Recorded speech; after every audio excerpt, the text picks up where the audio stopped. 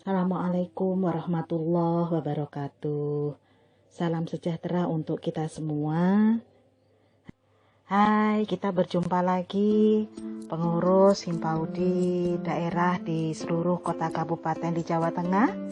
Dan salam dari kami, pengurus Himpaudi cabang kecamatan se-Jawa Tengah.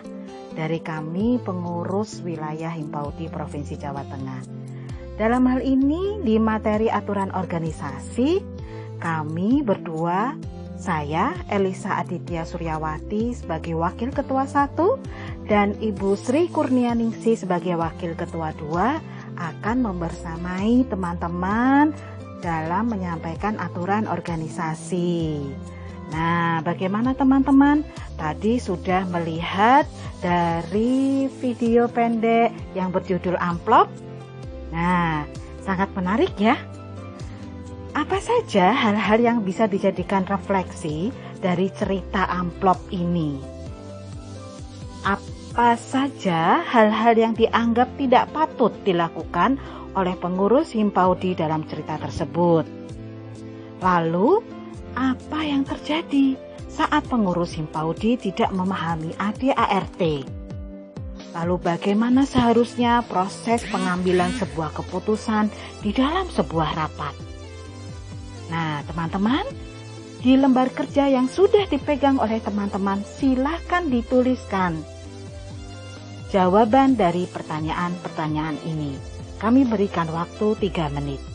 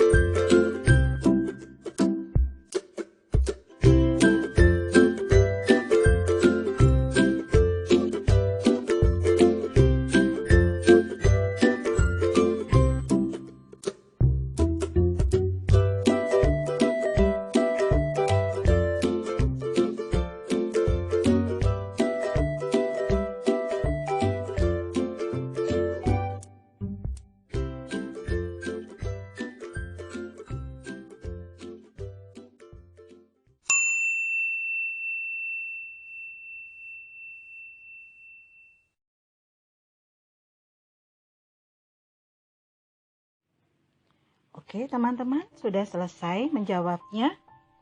Oke, mari kita kemudian melihat kembali ke materi kita, ya. Tadi di video, teman-teman melihat ada hal-hal yang kiranya kurang patut dilakukan oleh pengurus Himpaudi. Maka, disinilah teman-teman akan belajar tentang kode etik pengurus Himpaudi. Apa itu? Yaitu nilai-nilai etik yang harus dijaga dan dijunjung tinggi sebagai pengurus Himpaudi. Dan sebagai pengurus Himpaudi, ini memiliki tanggung jawab moral yang melekat selama menjadi pengurus Himpaudi. Harus menjunjung tinggi kode etik pengurus Himpaudi. Lalu di dalam video tadi, apa saja ya yang kira-kira kurang patut atau tidak patut dilakukan oleh pengurus Himpaudi karena dinilai tidak sesuai dengan kode etik pengurus Himpaudi? Nah, ini dia. Teman-teman bisa baca. Kira-kira dari sekian ini, mana yang belum dituliskan oleh teman-teman? Silahkan bisa ditambahkan.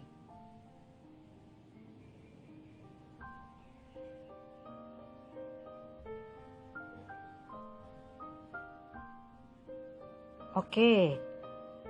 Kemudian di video yang tadi disaksikan oleh teman-teman. Video itu tadi ada yang menyampaikan tentang ADART. Lalu, apa sih itu ADART? Maka disinilah akan kita bahas ya.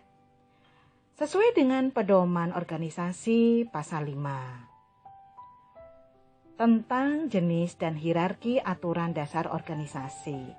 Bahwa ada aturan-aturan dasar organisasi itu ada jenjang hierarkinya. Di mana jenjang hierarki ini akan menentukan kekuatan dari aturan tersebut. Jenjang hierarki yang tertinggi ini adalah di anggaran dasar dan anggaran rumah tangga serta pedoman organisasi, di mana ini mengikat seluruh anggota dan pengurus Himpaudi serta menjadi dasar bagi pengambilan keputusan oleh pengurus Himpaudi di jenjang manapun. Lalu di bawahnya adalah keputusan musyawarah Himpaudi, baik itu wilayah, daerah maupun cabang, di mana keputusan ini merupakan keputusan tertinggi yang menjadi mandat bagi pengurus terpilih untuk melaksanakan. Lalu di bawahnya lagi ada keputusan rapat kerja Himpaudi, baik wilayah, daerah maupun cabang, di mana di sini berisi kesepakatan program kerja yang akan dilaksanakan secara berjenjang.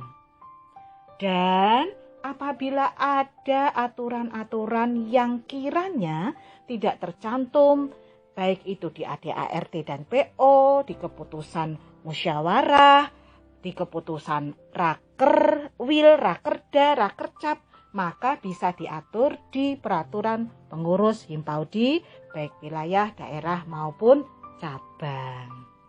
Ya, jadi ini yang harus dipahami oleh teman-teman semua sebagai pengurus Himpaudi. Lalu dari video yang tadi teman-teman lihat, apa saja hal-hal yang kiranya tidak sesuai dengan aturan dasar organisasi? Jika teman-teman cermati bahwa di situ ada salah seorang pengurus yang sudah tidak lagi menjadi guru di lembaga PAUD.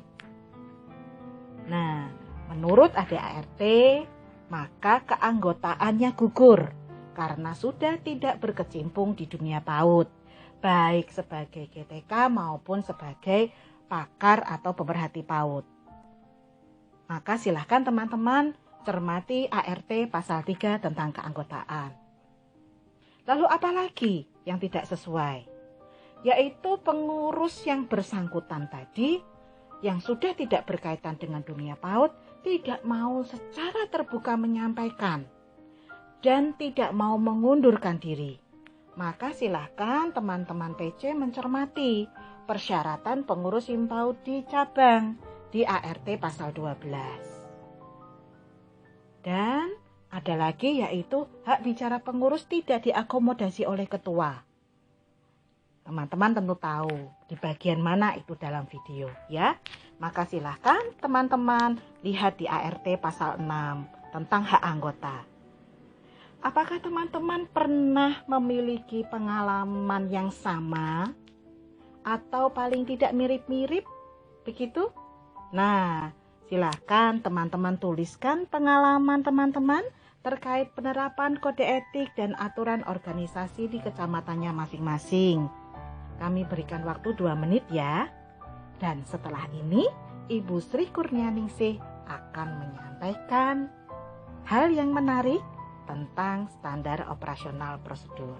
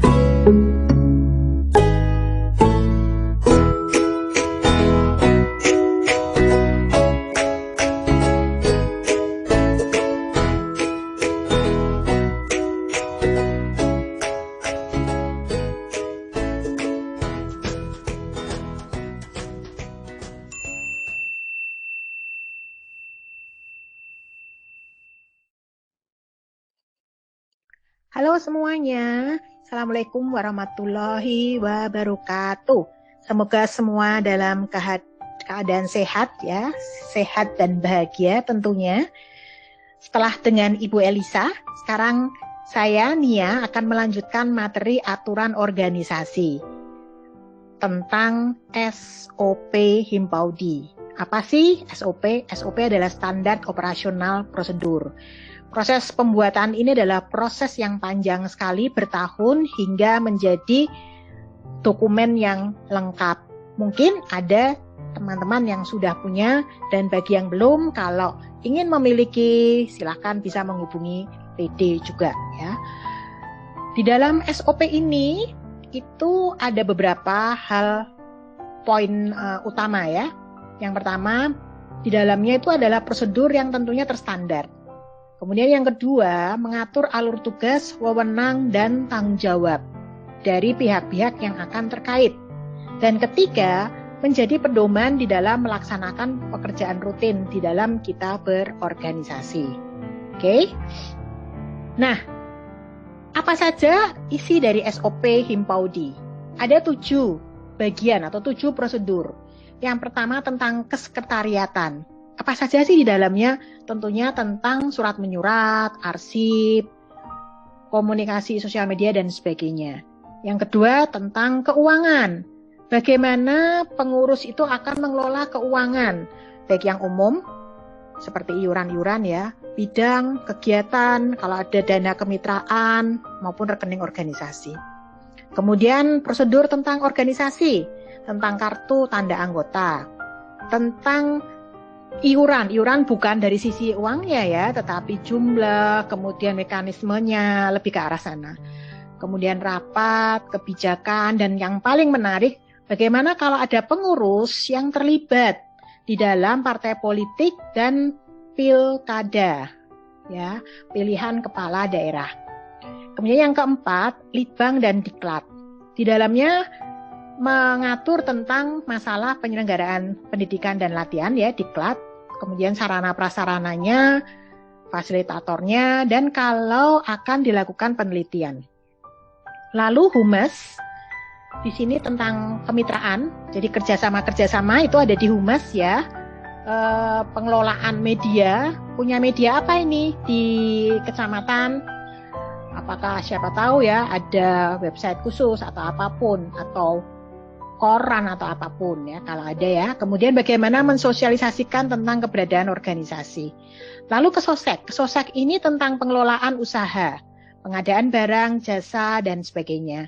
Dan yang terakhir, yang menarik adalah manajemen anti fraud, korupsi, dan pelanggaran kode etik. Jadi kalau ada kasus-kasus, itu sebenarnya gimana sih, saya tuh harus lapor ke siapa, bagaimana caranya ya, karena kadang-kadang kan entah tidak berani, tidak nyaman, dan sebagainya. Oke, silahkan, tadi sudah menonton film yang merupakan kerja keras dari tim Wonosobo dikomandani oleh Pak Beni dan bertempat di sekolah pengurus ya, dalam hal ini Ketua PD Wonosobo. Terima kasih kepada tim Wonosobo. Silakan dilihat. Dari film yang menarik itu apa sih yang menurut teman-teman itu tidak diterapkan pengurus terkait dengan SOP? Silakan, ada waktu selama 3 menit. 3 minutes, here we go.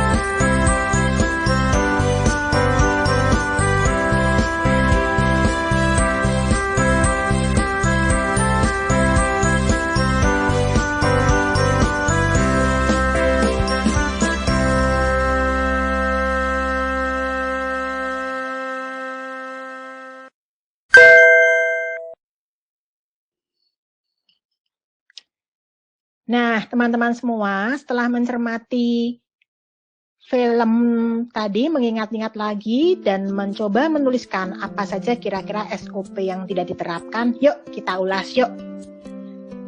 Kalau kita cermati dari film amplop tadi, setidaknya ada 6 SOP itu yang tidak diterapkan.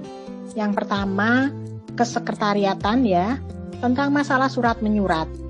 Di sini komunikasi itu bersifat hanya omongan antar pengurus dengan mitra, antar si A dan si B. Tidak ada dokumen resmi yang mendukung kerjasama. Kemudian yang kedua itu adalah tentang masalah keuangan kegiatan dan keuangan dengan mitra. Karena ternyata ditangani spesifik oleh orang tertentu, tidak oleh bendara dan tidak bersifat terbuka. Dan ini kaitannya tentunya dengan rekening.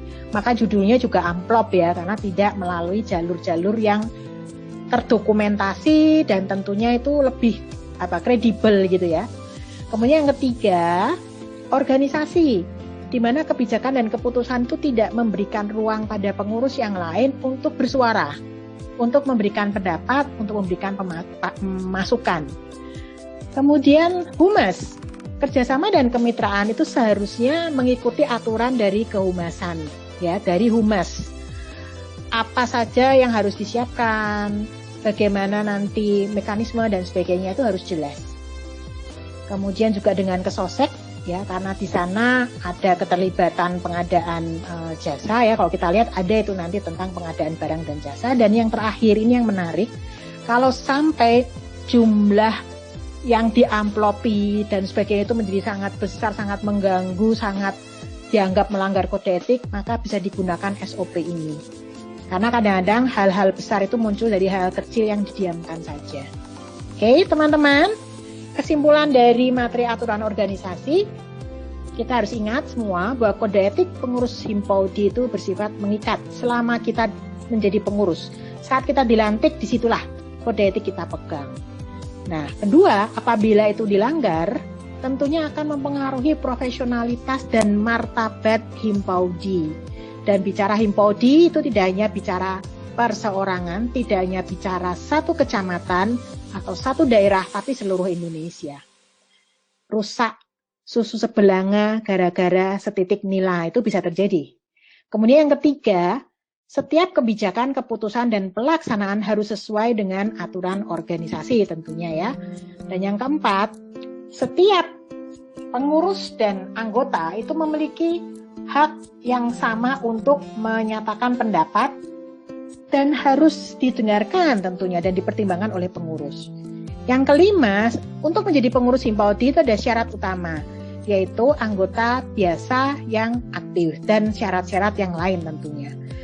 Yang keenam, penting bagi pengurus itu untuk membangun kepercayaan atau trust dari anggota. Dengan cara apa? Ya sikap kita yang profesional dan berintegritas. Hati-hati, sekali orang tidak percaya, tidak akan percaya selamanya. Lalu, untuk SOP sendiri, teman-teman harus mengingat bahwa SOP itu bukan membuat ruwet, tapi untuk memudahkan. Yang kedelapan, kalau dilakukan secara konsisten, SOP itu akan menjadi kebiasaan. Otomatis. Kita nggak perlu buka-buka buku, nggak perlu cari-cari poin-poinnya, kita sudah tahu langkah-langkahnya harus seperti apa. Nah, yang kesembilan, bila diterapkan secara konsisten, itu akan meningkatkan profesionalitas organisasi. Kemudian, SOP akan meminimalkan kemungkinan terjadinya fraud, dan SOP juga akan menjadi panduan solusi dalam menghadapi fraud. Demikian teman-teman, materi yang disampaikan kami berdua, Ibu Elisa dan saya Nia mengenai aturan organisasi. Terima kasih atas atensinya. Mohon maaf kalau ada hal yang kurang lengkap. Kami berharap dapat dilanjutkan dengan diskusi bersama tim panitia atau pengurus daerah supaya teman-teman bisa lebih memahami bagaimana sih penerapannya ini nanti.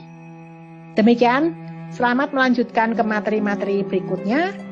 Semoga kita semua selalu dalam kondisi sehat walafiat sebagai suatu berkah yang luar biasa ya pada saat ini. Tetap semangat apapun situasinya dan Himpauti Jaya. Wassalamualaikum warahmatullahi wabarakatuh.